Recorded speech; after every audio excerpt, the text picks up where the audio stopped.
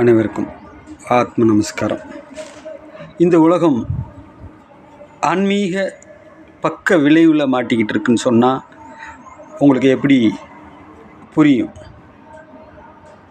அதாவது நான் அந்த சாரதா மில்லில் பில்டிங் வேலையில் ஈடுபட்டுக்கிட்டு இருக்கிற அந்த காலகட்டத்தில்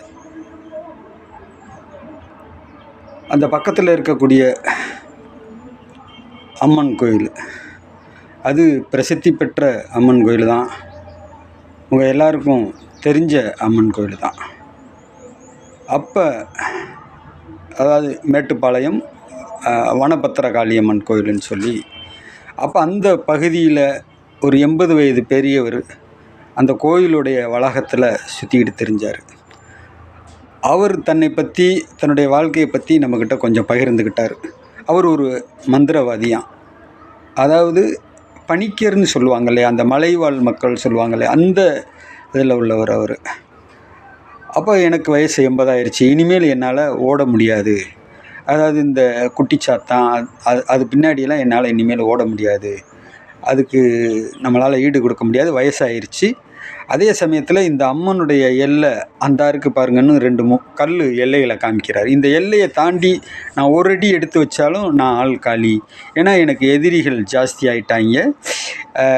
இனி நான் இந்த எல்லையிலே கடந்து என்னுடைய காலத்தை கழித்து போய் சேர வேண்டியதான் அப்படின்னு சொல்லி பகிர்ந்துக்கிறாரு. அப்போ ஒரு ஃபோன் வருது அவருக்கு. எங்கேருந்து அப்படின்னா, பூசாரி அதாவது ஐயர்கிட்ட இருந்து ஃபோன் வருது. அப்போ அவர் என்ன சொல்கிறாருன்னா, பாருங்கள், இந்த ஐயர் எங்கேருந்து எனக்கு ஃபோன் பண்ணுறாரு தெரியுமா? சுடுகாட்டில் இருக்கார். இப்போ நான் சொல்கிற பொருள்கள்லாம் அவர் வாங்கிக்கிடுவார், எடுத்துக்கிடுவார், பண்ணிக்கிடுவார். ஏன்னா என் தட்டில் தான் அதிகமாக காசு விழுவணுன்றதுக்காக என்கிட்ட வந்து செஞ்சு வாங்கிட்டு போவாங்க அப்படின்னு சொல்லி விளக்குறாரு.